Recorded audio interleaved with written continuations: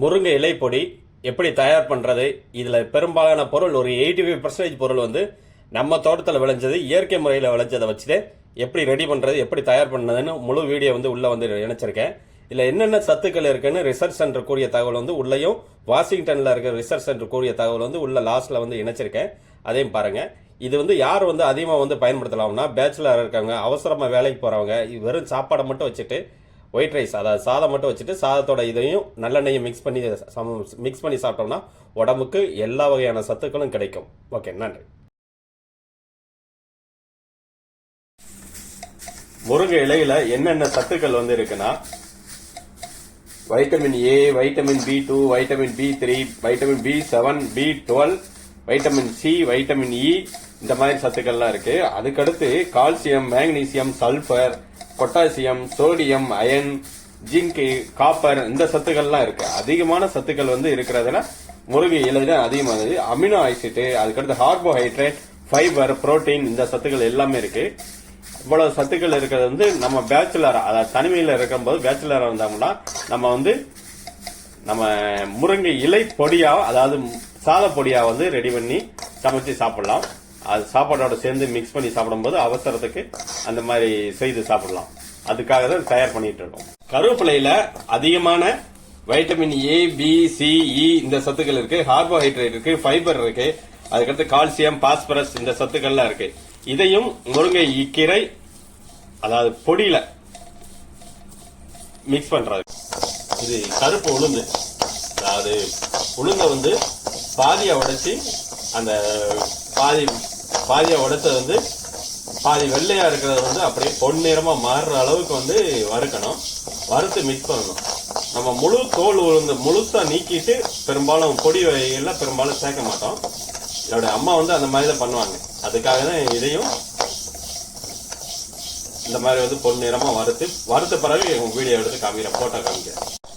இது கடலை பருப்பு, மகாராஷ்டிரா அதிகமாக விளையிற கடலை பருப்பு, நம்மகிட்ட வந்து விளைஞ்சது கிடையாது. இது தோரை நம்ம தோட்டத்தில் விளைஞ்சது. இது வந்து நம்ம தோட்டத்தில் விளைஞ்சது சுத்தப்படுத்தாது. அதாவது சுத்தப்படுத்தாதுன்னா இந்த இரண்டாவது ரகம் வந்து பிரிக்காது. ஏன்னா நம்ம தான் செய்ய போறோம் அப்படின்னு இருக்கிறது எடுங்க அப்படின்னு சொல்லிட்டேன். அதனால குருணை, அதாவது சின்ன சின்ன குருணையெல்லாம் இருக்கும். அதெல்லாம் அப்படியே மொத்தமாக கொண்டு வந்து நான் பொடியாக்குறதுக்கு, சமைக்கிறதுக்கு, சாம்பாருக்கு கொண்டு வந்துருக்கு.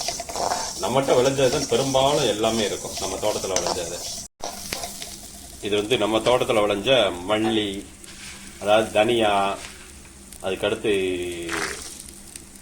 மிளகாய் வத்தல், அதுக்கடுத்து புளி வந்து நம்ம காட்டில் இருந்தது. இதெல்லாம் நமது மிளகு, சீரகம், பூண்டு, இது 3 மட்டும் வெளியே இருந்து வாங்கி பண்ணியிருக்கோம். இதையும் முருங்கை பொடியில் வந்து முருங்கை சாத பொடி ரெடி பண்ணுறதுக்கு இதையும் பயன்படுத்தலாம். பெரும்பாலும் நம்ம தோட்டத்தில் விளைஞ்சது அதிகமாக வந்து இருக்கும். அதனால தான் இயற்கையில் விளைஞ்சது ஒவ்வொன்றா சேகரித்து ஒன்றா பண்ணிட்டு. அதான் நம்ம பிள்ளைகளுக்கு, நம்ம பிள்ளைகளுக்கு, அதுக்கடுத்து நம்ம நட்பு வட்டத்துக்கு அப்படின்னு கொஞ்சம் கொஞ்சமாகவும் கொடுத்து நம்மளை சுற்றி இருக்கிறவங்க இயற்கை சார்ந்த பொருளை சாப்பிடட்டும் அப்படின்னு அந்த எண்ணத்தில் தான் பண்ணிட்டு இருக்கோம். நன்றி. இப்போ இதோட சேர்த்து எள்ளும் போட்டிருக்கு. அந்த கருப்பு எள்ளு நம்ம தோட்டத்தில் மார்கழி, அதாவது கார்த்திகை மார்கழியில் நல்லாக விளையும். மற்ற மாசத்துல போட்டோம்னா அதிகமாக மகசூல் கிடைக்கல. அந்த எள்ளும் கருப்பு எள்ளும் இங்க வந்து இந்த இட்லி பொடியில மிக்ஸ் பண்ணி போட்டிருக்கோம். பொன்னிறமா வந்து வறுக்கணும். அப்படியே வாசனை ஜம்முன்னு அடிக்கணும். அந்த அளவுக்கு வந்து நம்ம வறுத்துட்டு இருக்கோம். ஏற்கனவே வத்தல் வந்து நல்லா காஞ்சிருச்சு. மிளகாய் வத்தல் நல்லா ஓரளவு பொன்னிறம் ஆயிடுச்சு. இப்ப பூண்டும் ஓரளவு பொன்னிறமா வந்துருச்சு. இதுக்கு மட்டும் தான் எண்ணெய் வந்து ஊத்துறோம். மற்றதுக்கெல்லாம் எண்ணெய் ஊத்தாம வெறும் வானலில் அப்படியே வதக்கினது. இது எல்லாமே வறுத்து முடிச்ச பிறகு இருக்கிற ஸ்டேஜ்.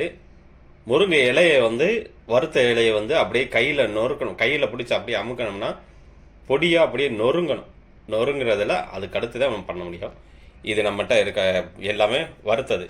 இதோட சேர்ந்து பெருங்காயமும், செமிக்கிறதுக்காக பெருங்காயமும், அதே மாதிரி உப்பும், நமக்கு தேவைக்கான உப்பும் மிக்ஸ் பண்ணி போட்டு அரைக்கும் போதே மிக்சரில் போட்டு அரைச்சிடுறது.